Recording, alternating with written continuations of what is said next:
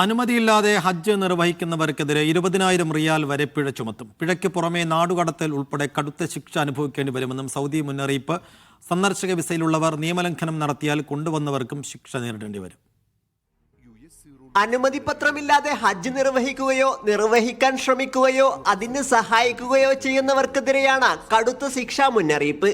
പെർമിറ്റില്ലാതെ ഹജ്ജ് നിർവഹിച്ചാൽ 20,000 റിയാൽ വരെ പിഴ നൽകേണ്ടി വരുമെന്ന് സൗദി ആഭ്യന്തര മന്ത്രാലയം വ്യക്തമാക്കി. വിസിറ്റ് വിസ ഉൾപ്പെടെ ഏതെങ്കിലും തരത്തിലുള്ള വിസ കൈവശം വെച്ച് മക്ക നഗരത്തിലും പുണ്യസ്ഥലങ്ങളിലും പ്രവേശിക്കാനോ താമസിക്കാനോ ശ്രമിക്കുന്നവർക്കും 20,000 റിയാൽ വരെ പിഴ നൽകണം. ദുൽഖഅദ് 1 മുതൽ ദുൽഹജ്ജ് 14 വരെ അഥവാ ഏപ്രിൽ 18 മുതൽ മെയ് 31 വരെയാണ് നിയന്ത്രണമുള്ളത്.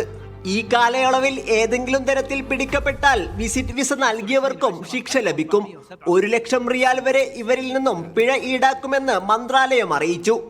ഹജ്ജിന് പോകുന്ന പ്രവാസികളെയും വിസ കാലാവധി കഴിഞ്ഞവരെയും അവരുടെ രാജ്യങ്ങളിലേക്ക് നാട് കടത്തും. 10 വർഷത്തേക്ക് സൗദിയിലേക്ക് വരുന്നത് വിലക്കുമെന്നും അധികൃതർ പറഞ്ഞു. ഹജ്ജ് ചട്ടലംഘനം സംബന്ധിച്ചുള്ള ഉത്തരവിലാണ് ഇക്കാര്യം അറിയിച്ചത്. Sabith Saleem, media 1, Mecca.